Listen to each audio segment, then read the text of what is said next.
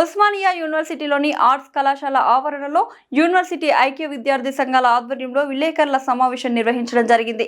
ఈ సందర్భంగా BC students federation రాష్ట్ర అధ్యక్షులు కొమ్మనబోయిన సైదులు యాదవ్ మరియు ఇతర యూనివర్సిటీ విద్యార్థులు మాట్లాడుతూ యూనివర్సిటీ సిపిజి సిఈటి 2025-26 సంవత్సరంలో ఎన్ని సీట్లకు పరీక్షలు నిర్వహించడం జరిగిందని, వాటిలో ఎంతమందికి విద్యార్థులు సీట్లు పొందారు, ఎంతమందికి హాస్టల్ వసతిని కల్పించారని అడిగారు.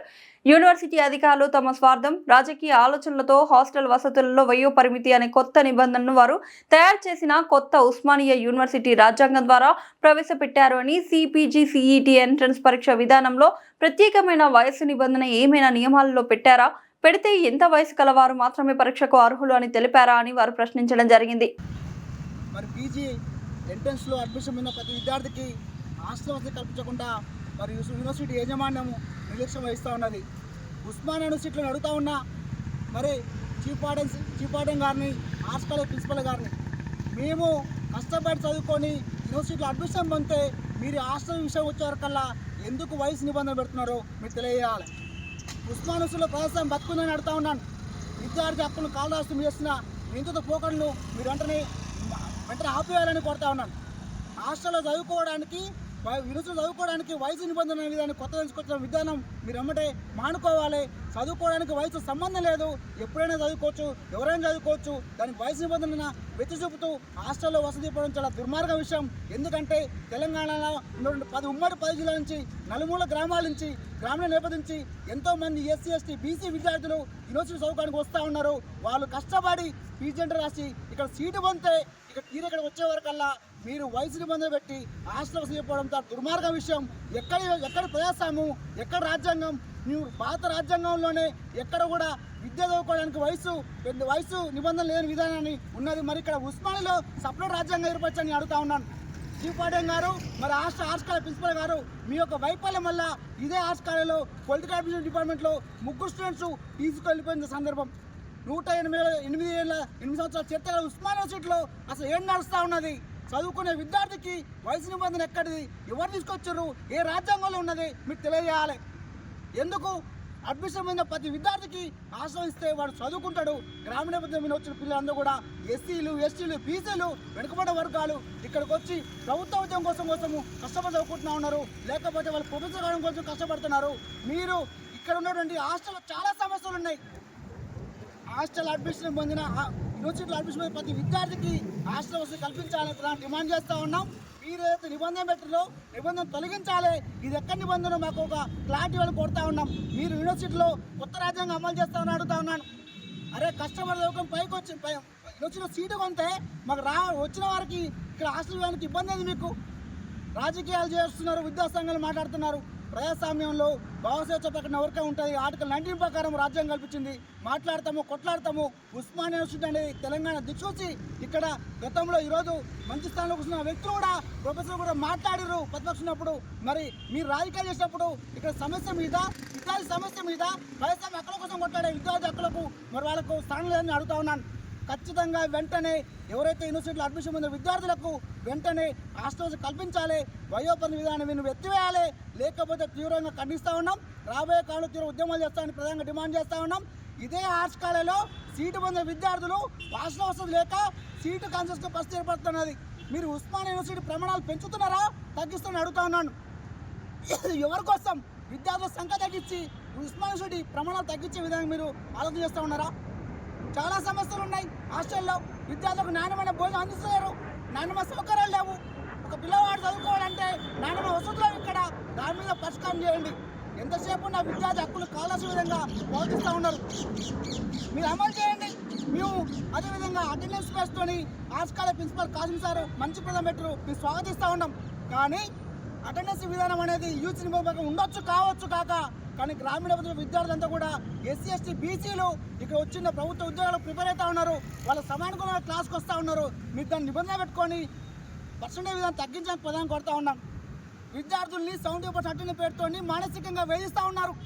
అటెండెన్స్ లేకపోతే ఎగ్జామ్ రాని పరిస్థితి ఏర్పడతా ఉన్నది, ఎగ్జామ్ కూడా పరిస్థితి ఏర్పడతా ఉన్నది. ఈ నిబంధనలను మీరు పునఃసమస్య చేయాలని ప్రధానంగా కోరుతా ఉన్నాను. మీ ఇదే ఆర్ట్స్ కాలేజీలో చాలా సమస్యలు ఉన్నాయి. విద్యార్థి అంటాడు ప్రతిరోజు కళాశాలకు వస్తాడు, కానీ మీరు నాణ్యమైన విద్యను అందించండి. నాణ్యమైన సౌకర్యం కల్పించండి.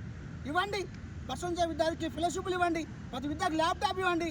వాడు ఇక్కడ చదువుకున్న కోర్సు పట్ల వాడు బయటికి వెళ్తే వాడికి ఉత్తీర్ణ నైపుణ్యం లేని పరిస్థితి ఏర్పడుతూ ఉన్నది. నాణ్యమైన విద్య అందించకుండా, నాణ్యమైన సౌకర్యం అందించకుండా మీరు అటెండెన్స్ పెట్టి విద్యార్థిని ఇబ్బంది పెడతా ఉన్నారు. ఆ యొక్క విధానాన్ని మీరు పునఃసంస్కరణ ప్రధానంగా డిమాండ్ చేస్తూ ఉన్నాం. అదేవిధంగా ఉస్మానియా యూనివర్సిటీలో ప్రతి విద్యార్థికి హాస్టల్ వసతి కల్పించాలని ప్రధానంగా డిమాండ్ చేస్తూ ఉన్నాం. మీరు రాజ్యాంగం రాసిరేమో ఏమని అడగటాడు ఎవరు లేడు, మా ఇష్టం చేసుకుంటుంటారేమో. ఇక్కడ ప్రశ్నించే గుణం ఉన్నది, ఈ గడ్డకు ప్రశ్నించత్వం ఉన్నది. ఉస్మానియా యూనివర్సిటీ విద్యార్థులుగా మేము ప్రధానంగా కోరుతా ఉన్నాం. విద్యార్థి ప్రజాస్వామ్య హక్కులను కాలరాయకుండా విద్యార్థి సమస్య పరిష్కారానికి, నాణ్యమైన విద్యకు నాణ్యమైన సౌకర్యం కల్పించండి. మేము సపోర్ట్గా ఉంటాం తప్ప మా విద్యార్థి హక్కులను కాల్చే విధంగా ఉస్మానియా యూనివర్సిటీ అధికారులు ప్రవర్తిస్తే ఖచ్చితంగా ఉద్యోగం చేపడతామని ప్రధానంగా డిమాండ్ చేస్తా ఉన్నాం. ఏదైతే వయోపరిమితి విధానాన్ని మీరు వెంటనే తొలగించాలి. ఎవరైతే యూనివర్సిటీ చదువుకొని పైకి వచ్చి అడ్మిషన్ ప్రతి విద్యార్థికి హాస్టల్ వసతి కల్పించాలని ప్రధానంగా డిమాండ్ చేస్తా ఉన్నాం. ఇక్కడ చాలా సమస్యలు ఉన్నాయి. అరే చదువుకోవడానికి విద్యార్థికి నాణ్యమైన వసతులు లేనప్పుడు వాడు ఏం చదువుకుంటాడయ్యా? పరిశోధనకు నువ్వు నిధులు ఇవ్వవు, వాళ్ళ యొక్క హక్కులను కాలు రాసుకు పడేస్తారు. ఏం చేస్తారు? ఒక నిధులతో దూరం నడుస్తూ ఉంది యూనివర్సిటీలో. ఖచ్చితంగా మీ సమస్యలు మీరు పరిష్కారం చేయకపోతే విద్యార్థి సమస్యల కోసం ప్రత్యేకంగా ఉద్యమం చేస్తామని ప్రధాన డిమాండ్ చేస్తూ మేము ఏదైతే ఉందో హాస్టల్లో అడ్మిషన్ పొందిన ప్రతి విద్యార్థికి హాస్టల్ కల్పించాలి, హాస్టల్లో నాణ్యమైన భోజనం కల్పించాలి, హాస్టల్లో మెరుగైన వసతులు కల్పించాలని ప్రధాన డిమాండ్ చేస్తూ ఉన్నాం. ప్రతి నెల విద్యార్థులు మెస్సు బిల్లు కడతా ఉన్నారు కదా, మాకు మెను ప్రకారం భోజనం పెట్టాలి కదా, ఎందుకు నాణ్యమైన భోజనం పెట్టలేదో మేము ప్రధానం కొడతా ఉన్నాను. ఇవన్నీ సమస్య పరిష్కారం చేయండి. కళాశాలలోని సమస్య పరిష్కారం చేయండి. విద్యార్థి ప్రతిరోజు రెగ్యులర్గా కాలేజీకి వస్తాడు, అటెండెన్స్ అటెండ్ అవుతారు. మీ సౌకర్యాలు లేవు, సరైన ప్రొఫెసర్ లేరు. దీనికి ఆజుపాసం పెట్టి విద్యార్థి మానసికంగా ఇబ్బంది పెడతా ఉన్నావు. ఇది తగదని నేను డిమాండ్ చేస్తా ఉన్నాను.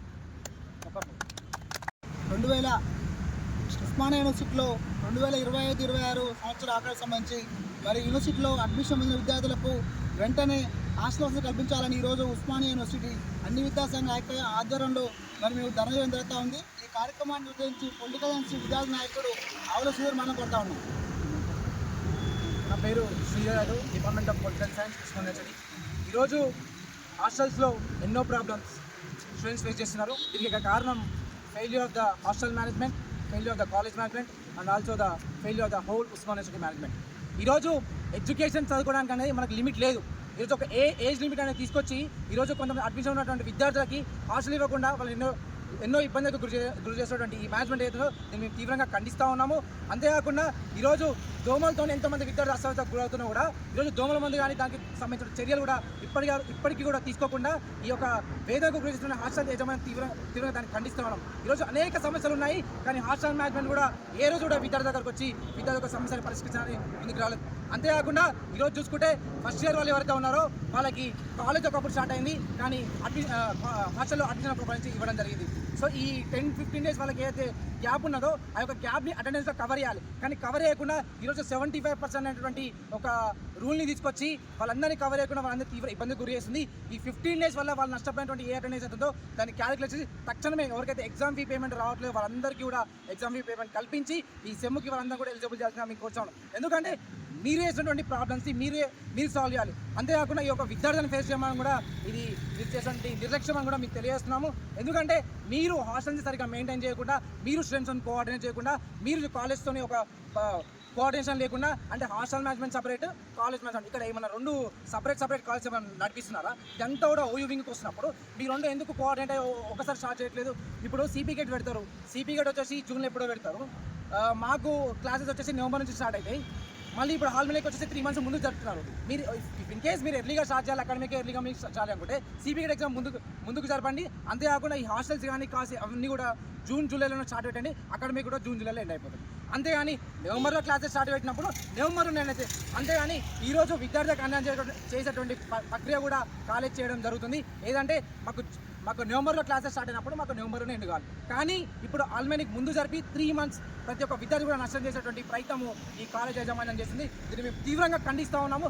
అంతేకాకుండా ఈరోజు ఎడ్యుకేషన్కి కూడా ఏజ్ లిమిట్ పెట్టేటువంటి ఒక కొత్త సందర్భాన్ని మనం ఊహిలో చూస్తున్నాం. ఎందుకంటే 28 years, 29 years, 30 years something age limit పెట్టారు. ఎడ్యుకేషన్ చేయాలనుకున్న వ్యక్తికి ఏజ్ లిమిట్ ఉండదు. ఈరోజు బాబాసాహెబ్ అంబేద్కర్ గారు ఎన్నో డిగ్రీలు చేశారు. ఇన్ కేసు ఈ యొక్క ఏజ్ లిమిట్ అడ్డుగైతే అన్ని డిగ్రీలు చేయలేరు. కాబట్టి ఎడ్యుకేషన్కి ఏజ్ లిమిట్ ఉండకూడదు. ఈ ఎడ్యుకేషన్కి ఈరోజు నేను ఎంతో లాంగ్ డిస్టెన్స్ నుంచి వస్తాను. సో ఓయూలో నేను ఎప్పుడైనా పీజీ చేస్తాను. పీజీ ఎప్పుడు చేసినా కూడా అడ్మిషన్ ఉన్నప్పుడు హాస్టల్ సీట్ ఇవ్వాలి. అంతేగాని అరే మీరు ఏజ్ లిమిట్ ఉంది మీకు హాస్టల్ సిటీ అంటే ఇది నాకు అర్థం కావట్లేదు. ఈరోజు మీరు ఒక ఎడ్యుకేషన్కి ఏజ్ లిమిట్ అంటే ఎడ్యుకేషన్కి రిస్ట్రిక్షన్స్ పెట్టినట్టు సందర్భాన్ని మనం ఇక్కడ చూస్తున్నాం. ఇండియన్ సొసైటీలో ఎడ్యుకేషన్ లేక కూడా ఎన్నో క్లాసెస్ బ్యాక్వర్డ్ అంటే వెనుకబడతనం జరిగింది. కాబట్టి ఈ ఎడ్యుకేషన్తో ఇన్లెట్మెంట్ ఉందని మన ఎడ్యుకేషన్ని డెవలప్ చేయాలని మనం అంటుంటే ఒక పక్కన హాస్టల్లో ఏజ్ లిమిట్ రూల్స్ పెట్టేసి వీటిని బ్యాక్వర్డ్ చేసేటువంటి యాజమాన్యం తీవ్రంగా ఖండిస్తున్నాను. ఇదే కనుక మీరు కొనసాగితే ఉస్మానియా యూనివర్సిటీ విద్యార్థులు కూడా పెద్ద ఎత్తున మేము ఉద్యమం చేయడం కాదు, మీకు తగిన గుణపాఠం చెప్తాను కూడా తెలుస్తాను. జై హింద్. మళ్ళీ వీడియో